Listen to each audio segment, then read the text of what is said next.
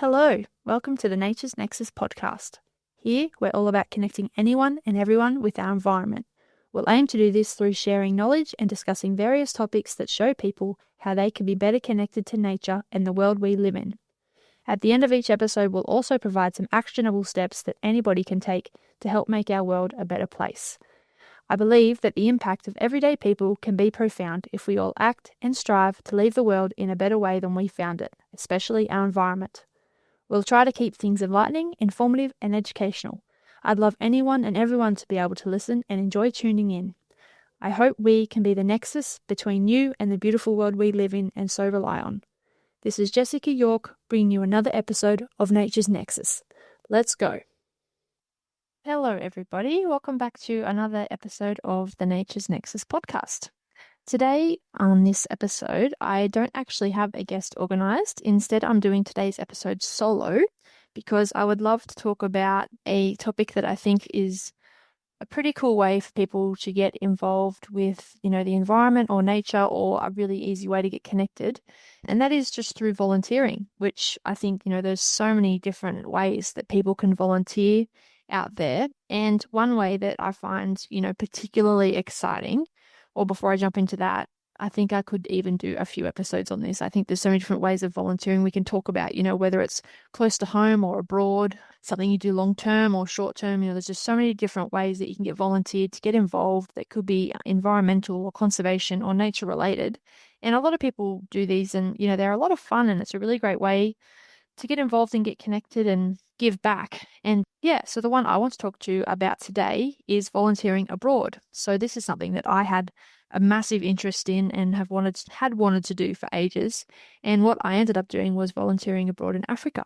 And I think I looked up, so many different trips and looked at opportunities for quite a while. And one thing that actually quite shocked me at the start was the cost involved. So I didn't realize that necessarily it just seemed crazy that you sort of essentially paid to work. But I guess you need to change your perspective a little bit, and that you're not really paying them for you to go and work. You're sort of paying for the experience and, everything that's involved with that experience and, perhaps how they offer it to you. But I think also the amount you're paying goes towards funding and the work they're doing, because usually they're non-for-profit organizations and they're doing this, they're getting money however they can. They're not necessarily funded by their business or a rich person or something. So a really cool way to get involved and a really cool way to give back, and just a really great way to get connected. So, you can get involved and contribute to something you care about or you're interested in, which for me was African wildlife. I just thought, to me, that's like the epitome almost of nature and wildlife. Just remember watching so many documentaries and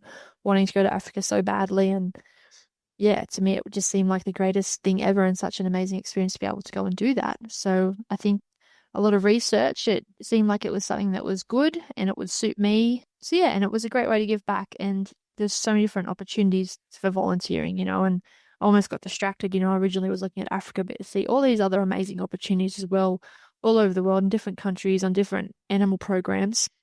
So there's a lot of different things out there. And, whether it's abroad or locally, obviously there's heaps of different opportunities people can look into, like zoos, wildlife parks, national parks.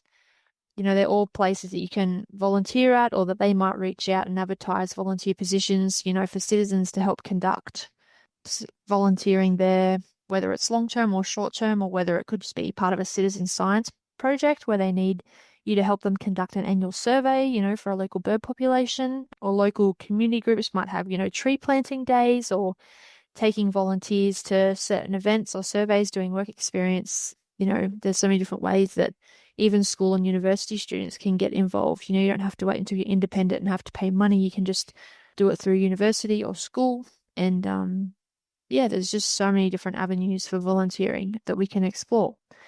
And there's also many organizations that, provide volunteering opportunities abroad, as I mentioned before. So if, traveling is for you, or having an experience a bit further away from home is sounds a bit more exciting, then, that could be something worth exploring. And that's what I'll be focusing on in today's episode, is focusing on my time volunteering abroad in Namibia, in Africa, and maybe how that might help you think about, if you're thinking about this experience, maybe, my experience might help you somehow with things you hadn't considered or anything you're wondering. And I hope you enjoy listening along to my little experience.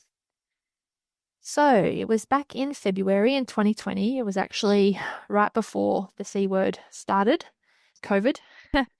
And I remember one of my family saying, and you're still going to go because I think we just started hearing whispers of COVID. I was like, yeah, I'm going. Like, I've had this planned and I'm not missing out. Like, if I don't go now, who knows when I'll be able to go. And I'm so glad I did because I went and I think I was there for 3 to 4 weeks. So I went before COVID got strict and became a big hectic thing. And when I got back, everything was in full swing. Like, the airport was transformed, people wearing masks and all that sort of stuff. I didn't have to quarantine in a hotel, thankfully. So back in February 2020 was when I did my trip volunteering. It was actually my second trip to Africa. My first trip to Africa, I went and just did purely the touristy things and just went to experience it and go on safaris and just really, go. I did a couple of tours and went around to try and see as much as I could and do as much as I could do, all the things I was interested in doing.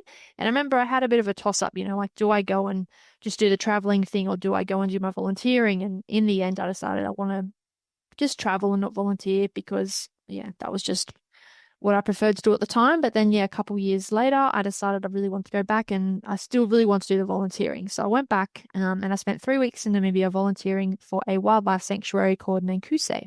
And I did this through an organization called Totally Travel. And yeah, they were great.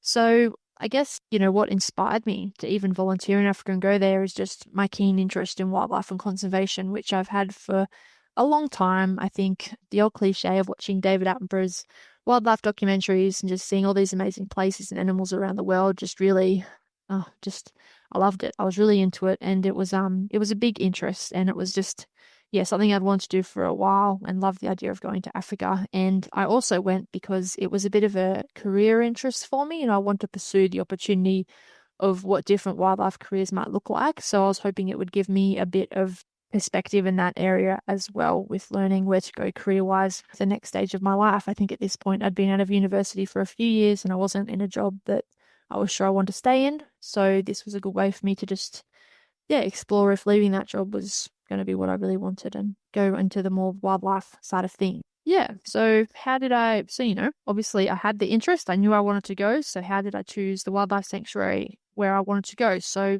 just hop onto old Google, volunteered programs and companies and different ways I could do this. I came across Totally Travel.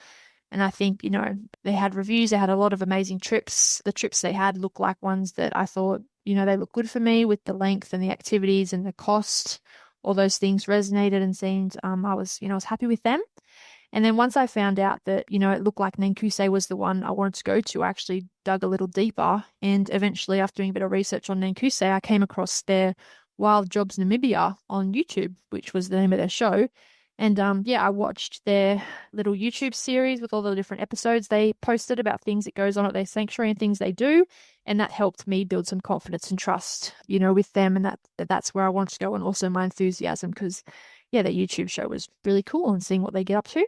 So then to go about organizing the trip, it was pretty easy. I guess I just booked it in and Totally Travel sent me the emails and they sort of helped me give me a list of things to pack and things I should consider taking, going to Africa and what I should consider doing over there. A big one for Africa was the vaccinations, which I'd already had, thankfully, because my first trip I'd done. However, I didn't have my rabies vaccination because I didn't think that was really necessary going there as a tourist. I wasn't really going to be coming into close contact with the animals. I was just going to be on safari and things like that, looking at them from a distance. But this time, actually working on a wildlife sanctuary and potentially coming into closer contact with the animals, a rabies vaccination was a pretty strong consideration. And it's not cheap and you have to get 3 courses of it and it takes, I think it's a few weeks between each jab. So it takes time and a little bit of money. Can't remember now how much it costs, whether it was $100 per jab or something. But yeah, so ended up getting that. So there was a few considerations in organizing the trip and planning what to do.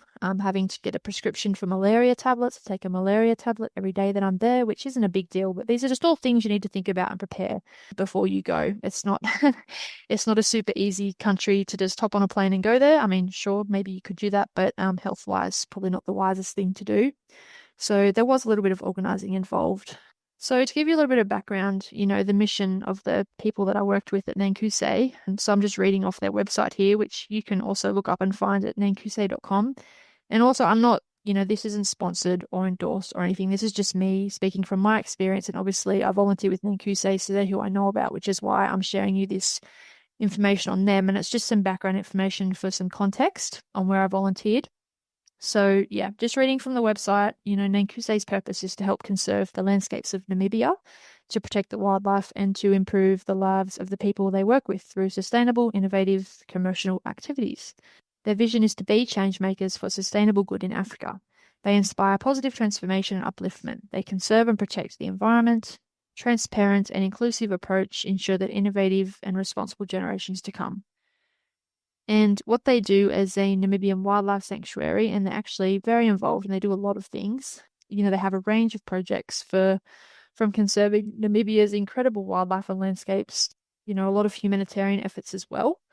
And they're all supported by unique ecotourism experiences and superb filming and photographic opportunities. So if you go to their webpage, you'll see that they have several different conservation projects they run that you can get involved with through volunteering. So they're based throughout Namibia as well as their main sanctuary site at Nankuse. And they also have a rapid response unit team, which is also pretty cool for the rhinoceroses. So they have the rhino rangers and anti-poaching units, a coastal conservation project, and a forest conservation project. And you can also see a few different humanitarian projects and ecotourism things they have, such as lodges for guests and that sort of thing. But the main thing we're talking about today is their range of volunteering projects, which offer anyone a variety of ways to be involved in what they do. And obviously what I got involved with was the wildlife side of things, not so much the humanitarians. And I'm not sure if you can volunteer with the humanitarian efforts. That might just be something that they do. But yeah, do your own research, and who knows, things might have changed since the 5 years that I was there. So when I was there, I got to work with a lot of different animals, which was pretty cool. I ended up doing I did a few different things while I was there. So I think the first week I did was a week of, it was like a wildlife rehabilitation course. So they taught you a bit about what they do and how they manage their animals. And it was a bit more educational than their regular volunteering week thing. So on the regular volunteering week duties, you're a bit more involved with feeding and, sort of running the sanctuary. Whereas this course, I think, was a little bit more about the wildlife management and educating you in that sense, which applied to me because I was obviously interested in, career-wise opportunities. But yeah, it was nothing official. It was just, yeah, what I sort of preferred to learn about at the time. And then I also had a couple of other weeks where I had a week off at their research centres. So they had a research centre out at Canaan, which is out in the desert, and it just looked like you're on Mars. It was just a completely other world out there. It was amazing. And the other place was at Nuraz, which was based at it's like an old vineyard, but they've also got the wildlife sanctuary there, and it's a completely different landscape. It's quite rocky and gorgy and very different to Canaan. And then they also have other research centers and stations you can go to. So yeah, my first week I was at the sanctuary doing this wildlife course, and while I was there, I got to work with the wild dogs, or the African painted dogs, and we did an enrichment project where we made some paper mache things, whatever we wanted to make. I think we made a unicorn looking paper mache thing, and we filled it up with different things, just to give them some sensory enrichment. So I think ours, we filled it up with, I don't know, might have been some local manure from some of the herbivores, and then we also chucked in like a bit of vanilla essence just for something different. And then I think some of the other girls filled up their paper mache things with meat, which obviously was much more popular. But yeah, that was fun. We also worked with cheetahs, baboons. There was a baboon walk, which I think most of the volunteers do. I think you can nearly do that, maybe not every day, but they've got volunteers doing the baboon walk every day. And you literally, go for a walk with the baboons, and it's pretty fun. And they interact with you because they've sort of been raised at sanctuary or rescued, and they're not allowed to be released because they're considered a pest in Namibia. The farmers aren't a fan. Yeah, and the baboons just walk along, and sometimes they'll reach up and grab your hand, and that's sort of a sign that they might want to be carried, or they might just want to hold your hand, and other baboons will just sort of walk around you. And yeah, it's a really amazing experience of being so close to a semi-wild animal. I mean, they're wild, but they're somewhat used to people. So that was pretty fun. They also have rhinos there. There was an orphan baby giraffe, which we had to sort of look after. There was some interesting experiences with the baby giraffe. He was in his enclosure, and then we let him out, and then I think he sort of wandered away from the giraffe herd, and we had to get him back. And it's just all those funny things you do when you're at a sanctuary. There was meerkats. We had to change the meerkat's bandage, and they have a lot of meerkats there because people in Africa often they take baby meerkats as pets, but they don't realize that when the baby meerkats grow up as adults, they're still a wild animal and they can be very feisty. And people normally ring the sanctuary and say, "Hey, can you come rescue this meerkat because it's no longer a cute baby. It's turned into a feisty adult and I can't handle it." So they end up at the sanctuary and yeah, sometimes they might injure each other or whatever. Accidents happen. And yeah, we had to change a meerkat's bandage and he was very feisty. So that was a fun experience. Yeah, so we also saw giraffe, impala, guinea fowls, lots of other birds. Warthogs was really funny one day. Our guide got chased by a warthog. We saw it and we were walking by and we're like, oh, there's another warthog with babies. We thought, quick, we better go back to the car so we don't, just disturb her or whatever. But we must have been a bit slow and she ended up chasing our supervisor back to the car. And she wasn't hurt, but it was just moments like that make for an exciting day. There was lots of oryx, especially at Canaan in the desert environment. There's lots of oryx there. We also saw some zebras. I can't remember which specific zebras they were. Chacma baboons, vervet monkeys, mongoose, gannets, cats. There was a cat there.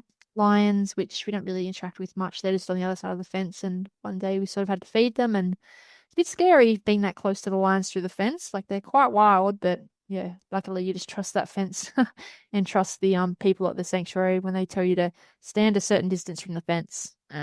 Yeah, there was a brown hyena, which was very cool. I hadn't seen a brown hyena before. They've not like the common spotted hyenas. They've got this long, shaggy brown fur, and I know they almost look kind of cute, I thought. There was kudu, leopard, ostrich, steenbok, caracal. Yeah, so many animals, so many different animals.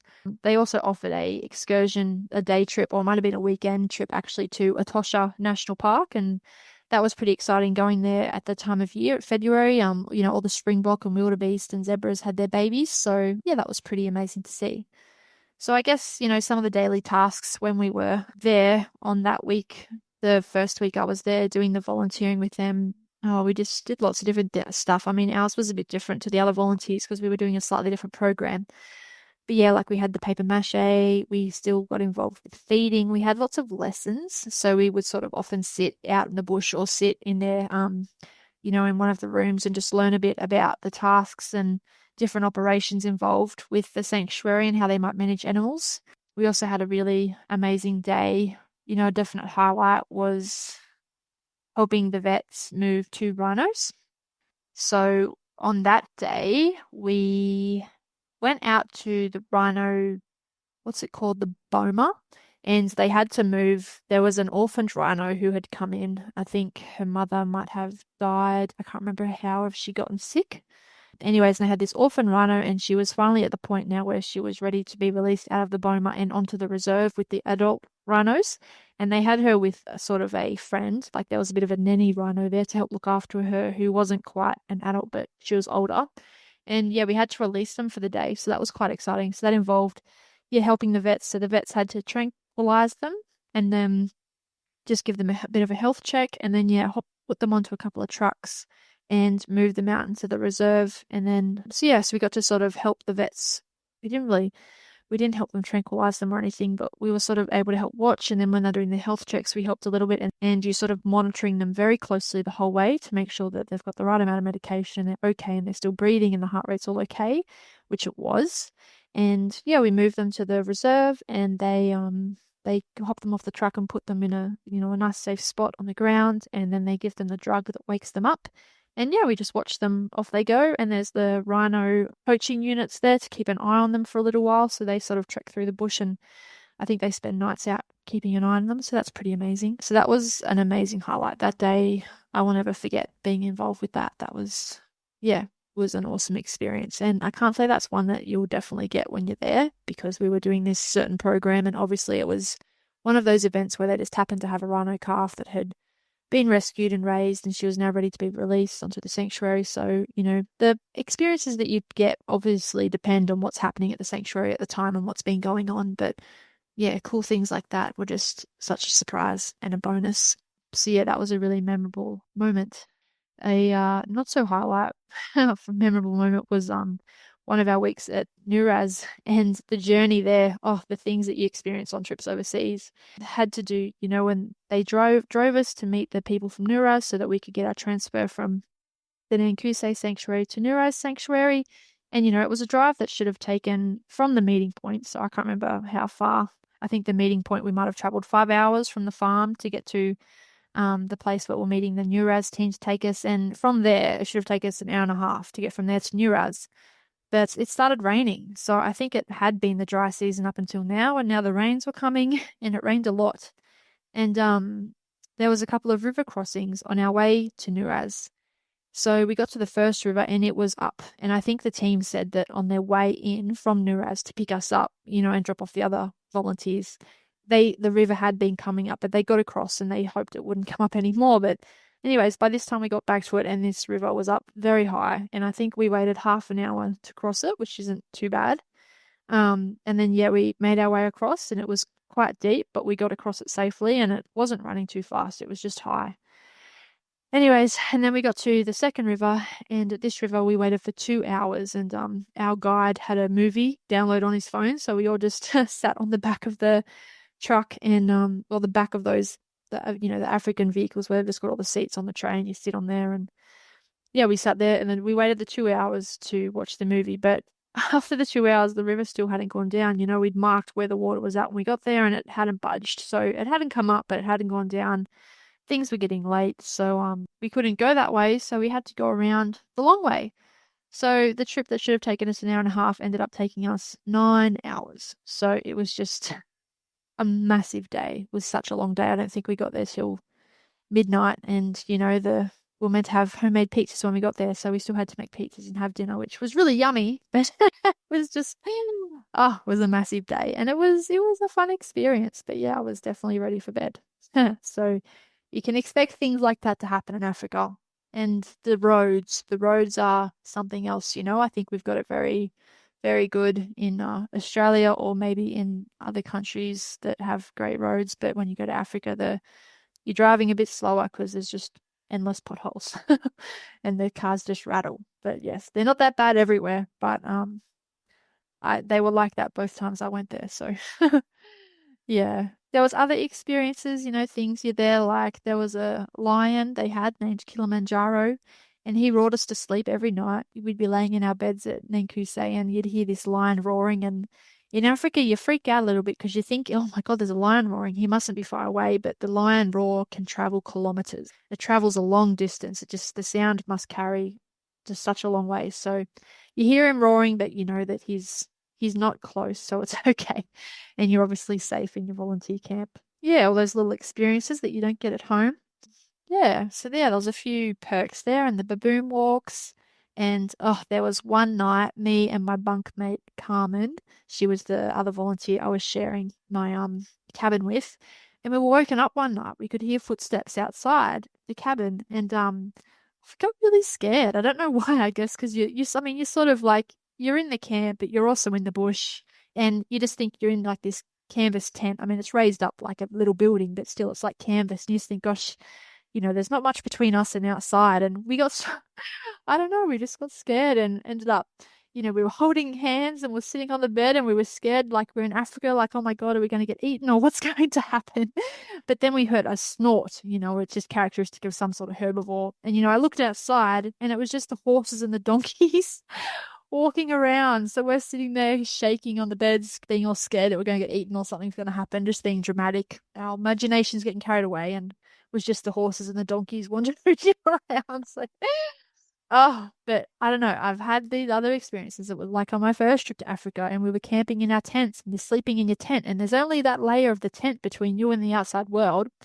And we were meant to be, a couple of guys from the local tribe that we were camping near, keeping watch for us and sitting at the fire. But I woke up during the night and I could hear an animal sniffing, like on the other side of my tent. And I don't know what it was, but the way it was sniffing, I was just so scared it was a hyena or something. And anyways, the tents in Africa, there are certain canvas that sort of looks quite natural, and, the animals don't, they don't think much of it, but still, they could still be there. But yeah, I don't want to put you off, but there's all these little experiences that you, sometimes you have, sometimes you don't. It's just part of traveling, I suppose. But we got home safe and sound every time. So I guess one thing that also struck me about being in Namibia, the environment there is so different, the landscape and also the people you work with. One thing in Namibia that stood out to me was that all the plants were prickly, like all the bushes, the trees, everything had thorns on it, which is obviously an evolutionary adaptation they've had to deter animals from eating them. But yeah, it was just so prickly. But then there's other little things like the rocks on the ground. They look like quartz. They were just gorgeous. There was these array of pretty and pale colors like yellow and pinks and oranges, and they sparkled like they were just beautiful. Yeah, and I was there in early February 2020, so at that time everything was quite dry. Like I said, it hadn't really been raining much. The rain sort of came towards the end of my trip. So everything was quite dry, and the country was sort of not, it sort of had little hills, and the farm, like at Nankuset, was mostly covered in sort of scrub bushes and some trees. But yeah, by the time I was leaving, the rain had come and there was all this green grass coming up, so the place was starting to look quite different. And yeah, and also Nuraz, that was a different landscape again. So instead of all that shrubbery, it's sort of more rocks and gorges and canyons and that sort of thing. And then again at Canaan, like that was really amazing. It was just like I'd been to Mars. Not that I've been to Mars, obviously, but it's what I would imagine Mars would look like. It was red, it was brown, it was black, it was orange, it was desert. It's the Namib Desert. And yeah, it was just mostly sand with some rocks, some rocky mountains surrounding it, and big bare valleys, the odd dead tree around. There's lots of oryxes around because they can handle that sort of environment. The research station has a few water troughs throughout the place to help support the wildlife. And yeah, there was the mouth of a volcano and surrounding mountains being the old rim. So it was a pretty special place to be. It was very stunning and harsh, but it's also actually, we were told, it's a super fragile environment and it's one that's easily disturbed by things such as cars forward driving off the roads. So, they were in the process of fixing all their fences so that they were wildlife friendly but stop people driving off the roads because the environment, even though it looks so harsh, is actually very, very fragile. So yeah, it was amazing seeing all the landscape changes and being in those different places. So maybe some unexpected challenges I faced, besides those little experiences I was talking about before, they were just, yeah, little experiences, but some challenges that I actually faced. I find that something that always challenges me when I travel is food. It was really good to begin with, but after a few weeks, my tummy was starting to feel the difference in the food there compared to the food at home. But, luckily for me, after a few weeks, it was time to go home anyway. So I don't know if I really overcame that challenge, but I'm sure if I was there longer, your tummy would adapt. And I can't complain. Like the food there was really good. I think it was just different to what I'm used to at home. So yeah, that's always something that sometimes is a little bit of a struggle when traveling. And maybe I could have taken better walking shoes. I think the ones I took could have been good walking shoes, but they were newer, which is obviously a bit of an error. I thought they would be really comfortable, but they weren't. I had blisters every day, so just lots of band-aids the whole trip. So yeah, make sure you've got really good walking shoes, especially if you're doing something like volunteering. I mean, I'm not sure, probably depends what type of volunteering you're doing and what type of environment you're in, but in that environment, obviously need a really good shoes.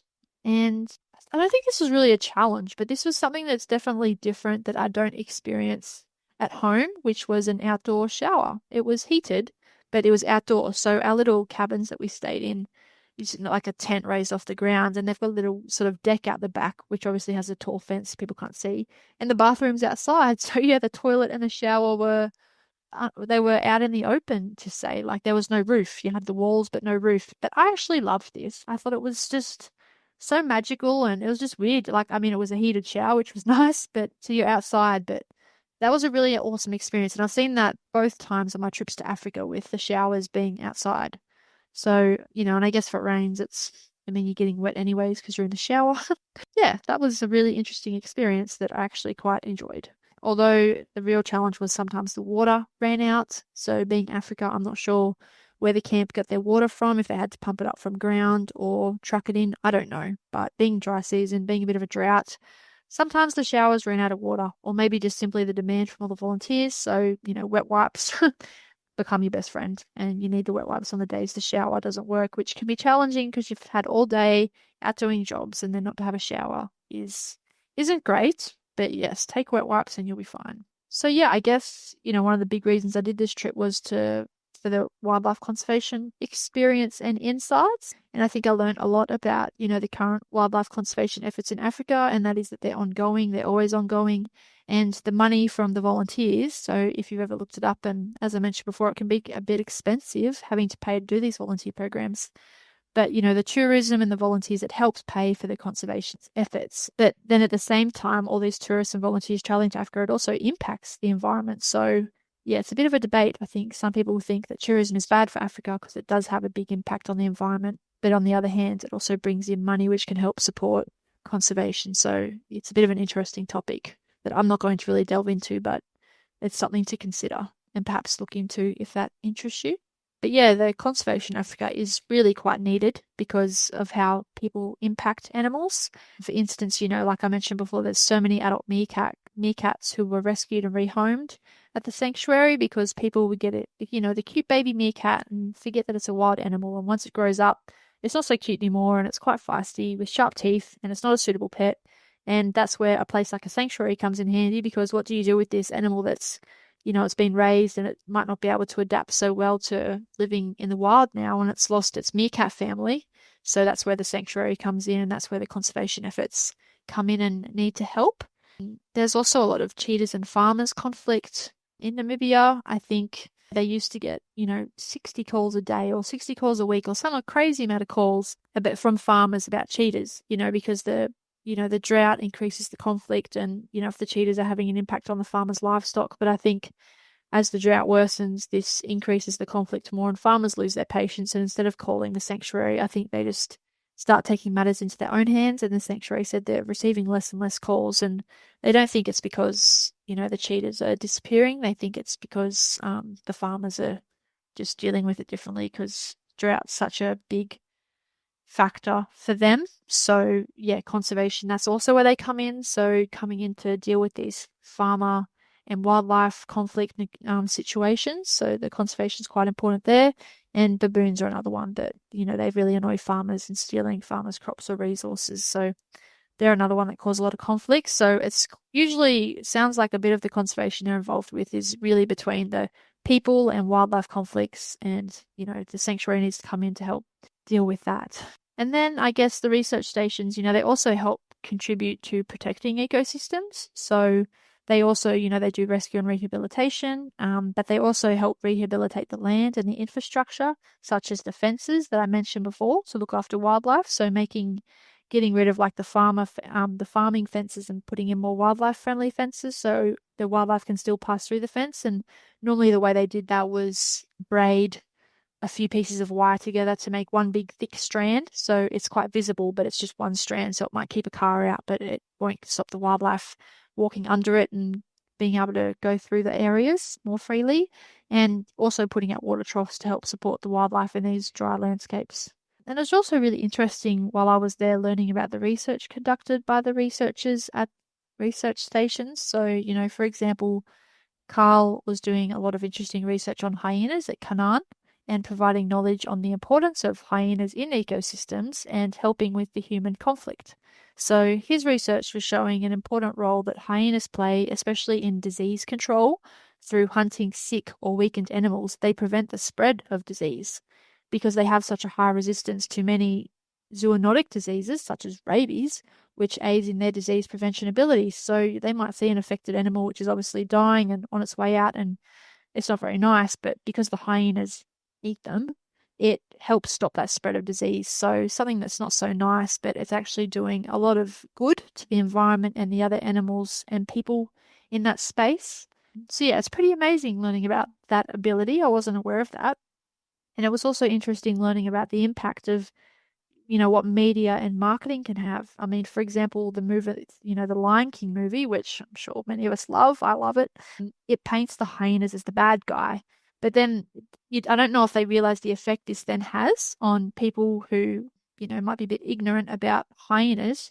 It's really astonishing the effect that this has caused through people with such a common dislike for hyenas in real life. Tourists not wanting to see hyenas because it's interesting how, they've from the movie and the way the media painted them, but people actually have no idea the benefit hyenas can have. and therefore, game farmers shoot the hyenas to please the tourists and encourage income via tourism, or, hyenas are now seen as pests and shot. So it's interesting, it just makes that how something like that can have this flow-on effect that you just don't realize the impact that has. And what makes this worse is that they have a very important role in the environment, that Carl, as mentioned before with Carl's research, and I'm sure other research, with disease control. And hyenas are also very slow to raise their young. They have approximately one young reaching maturity every 3 years. So that's a very slow reproductive cycle. And another thing with hyenas is they have very strong teeth and jaws, allowing them to bite through bone to get to the marrow, which is where the disease, like any disease, could be in the bones. So that's a really good evolutionary trait with their disease control. And also their poo is really high in calcium.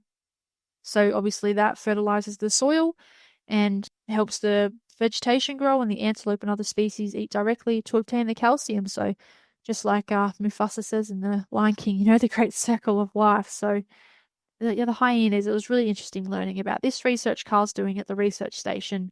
It's really amazing, the knowledge he's gaining, and hopefully getting out there to people so that people know about the benefits of these different wildlife that could otherwise be suffering from people just through ignorance and stereotypes.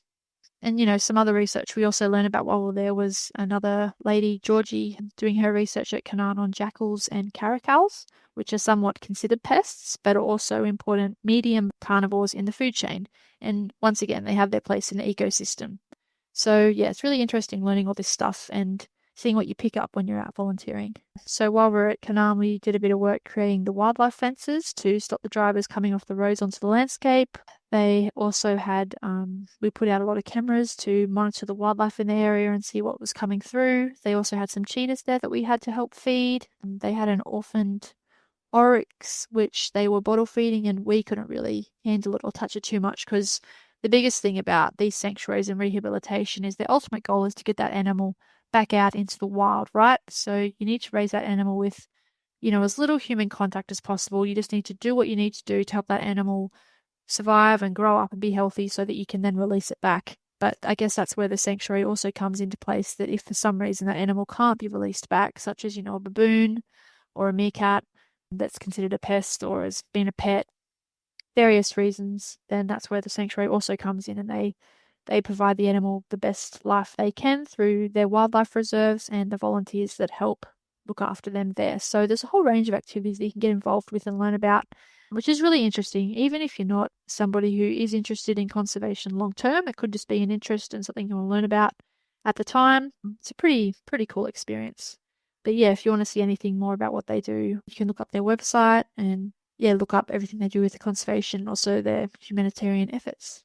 I guess some stuff we did at Nuraz, they've got I think they had 7 or so cheetahs there that we had to help feed every day. And we also did a lot of hikes. They're doing a lot of zebra research at Nuraz. So we did a lot of hiking and going out, following GPS points and, just trying to track the zebras or look at where their zebra baths were. So the baths are where they roll in the dust. So that was a good way to track the animals and help with the research. And yeah, lots of walking and hiking, which was pretty active. But yeah, it was really good. Fun being outside. Yeah, and there was also some other activities that you get involved with. There's lots of different activities, depending on which sanctuary you go to or which research station you work with. I'm sure there's lots of different activities you'll get involved with at the time. But yeah, some of it is a little bit of work, but then amongst the work, there's all these amazing experiences you have and things you learn. I think some of the most valuable things that maybe I took away from it was that, I gained a lot of new skills and lessons on wildlife conservation. There was one thing we did when we were at the sanctuary doing the week-long wildlife course, was doing a bit of tracking with the VHF, which was all very cool. It's like where you have the antenna that you hold up and you're trying to track the animals that have the collar on them to try and see their location. So that was pretty cool, sort of learning how to use that. I think, though, like anything, you need to be doing it repetitively to be good at it and to really remember what you're doing. But it was good to have that exposure and see how it's done and have a go. We also did a lot of surveys and counting and, of all the wildlife. So you just go for game drives and you'd be doing surveys and identifying the animals and counting them. And then you also have to write down all sorts of information. You even have to estimate your distance to the animal, which was really interesting, learning how bad we were at estimating distances. That's definitely something that takes practice. Do a lot of camera trapping, which is where you put a remote camera out and you leave it there to take photos on whatever setting you leave it on. You might leave it on a time lapse, or you might put it onto a motion detection. And then, every now and then you have to go past and check the batteries or collect the SD card and go through the photos to see what you can find. But yeah, I think the most valuable thing for me was learning about different ways to get into this work as a career or a paid job. One researcher completing her master's at Canaan advised me that if you do your honours first and then your master's or your PhD, they're good steps for getting into research. And she was an Australian, so she had obviously done her undergrad and her honours back in Australia, and then she'd taken her master's overseas and was doing that in Africa. So that was a really interesting career path, or not necessarily career path, but next step. And then I guess after she completes her master's, she's also working at Canaan as a researcher and looking after the volunteers. So that's a good job. That's already got her foot in the door doing that. But yeah, if you're research inclined, doing your university degree and then from there to go into research, you're really looking at doing your honours and from there your master's or your PhD. But then, alternatively to that, there's the volunteer coordinator who looked after us at NURAS said, it's all about who you know and your connections and also what you know. And that's where things like volunteering can help get you to meet the right people and get the skills you need to work in that particular area. So I suppose if you're really volunteering somewhere long term, eventually that might get your foot in the door to getting a job. So there's different ways to go about it, but there are a couple of things I've definitely learned is, putting yourself on the right path for what you want to do. So if it's research, going down that research path with university, whereas if it's maybe not research, it might be a job out in the field, then perhaps volunteering can get your foot in the door. Or if you know people, getting yourself in the position where you meet the right people and have the network and make the contacts to hook you up with the job you want. So there's lots of different ways. There are a couple of ways of advice I got from the people there at the time. Yeah, I ended up going down the route of becoming an ecologist, and I think I got that job. I went and did my honours because it was still really good experience for me doing a hands-on scientific research project of my own. And honours is really just the beginning. It's just a 1-year project. It's just like a stepping stone to get you into, even whether you'd go and do more research like a master's or a PhD, which, are 2 to 3 years long each. Yeah. But then from there, I ended up just asking for work around and putting my name out there. Ended up finding a job that way, which worked out well. But yeah, I guess some advice for listeners. If you're interested in volunteering, which is where this all started, this episode, then yeah, just do your research and maybe think about what volunteer you want to do. Do you want to do something close to home? Do you want to do something abroad? Do you want to do something short term? Do you want to do something long term? And also, what do you want to get involved with? There's so many different opportunities and things you can do. I know that I looked at volunteering a lot as a way to potentially get a job. Yeah, you just find out what works for you and what works for your situation and what you'd like to have a go at. And yeah, see what you can find. And then maybe if you want to get involved with volunteering overseas, but perhaps you can't, get abroad, or maybe you want to be involved with something, but it's far away. There are online programs that you can use to help researchers do work such as sorting through their camera trap photos. So I learned this from some volunteers whilst in Africa. So there's some of the girls that were there. They were already doing some of this volunteer work, but from home. There was a site called Zooniverse, so www.zooniverse.org, and that was it's the world's largest platform for people-powered research. So, it connects professional researchers with millions of volunteers worldwide, and those volunteers can help facilitate real results from impractical or otherwise impossible research. So it's led to new discoveries, policy impacts, and research publications. So that's a pretty cool way to get involved from afar, or even doing it from home or remote, whatever. And it's a platform with volunteers, all ages, backgrounds, welcome to participate. No qualifications required, just a great sense of wonder and a few clicks. So yeah, many of the most interesting findings from Zooniverse projects have emerged from discussions between volunteers and researchers. So you can participate in research and make your own discoveries through Zooniverse if you want to try that. And once again, this is not a promotion or endorsement. This is just me throwing some ideas out there for different ways to get involved with volunteering for different options that might suit you. I think I'd love to continue this conversation on volunteering. I think there's just so many ways you can get involved. It's a great way to can get connected and have amazing experiences. And depending also on what your budget is and what your requirements are. Maybe as an actionable step to end today's episode, I would encourage you to volunteer with a local organisation, or even look into volunteering abroad if that sounds like something you'd love to do, or get involved in citizen science projects as a volunteer to help researchers complete work they couldn't do without your valuable help. There's a few different things that you could try. So I'll do another episode on volunteering and talk about some local organisations that people could volunteer with, as an alternative to volunteering abroad, which I discussed today. So some options that might be closer to home or longer term. And, there's a lot of great organisations out there like the RFS, the Rural Fire Service, or there's WIRES, which is Australia's largest wildlife rescue organisation. Maybe you could email a representative from your local national park. I know that I've received emails from national parks before because I signed up for volunteering opportunities, and they were looking for people to help do their annual glossy black cockatoo counts. So it might require you to be available for a couple of days to help them do counts, or you could volunteer at zoos. There's so many opportunities available. So I would encourage you to check them out and see where if it interests you, it could be something that might be worth looking into. You never know what might happen. So I hope you enjoyed this discussion and it helped you with your volunteering thoughts. So thanks for listening, everyone. Thank you for listening to this episode of the Nature's Nexus podcast. I hope you enjoyed it and found some value in what was shared today. I look forward to presenting more knowledge and sharing ways we can connect to nature in future episodes, and hope you tune in with me to listen, learn, and act. Thank you, and until next time.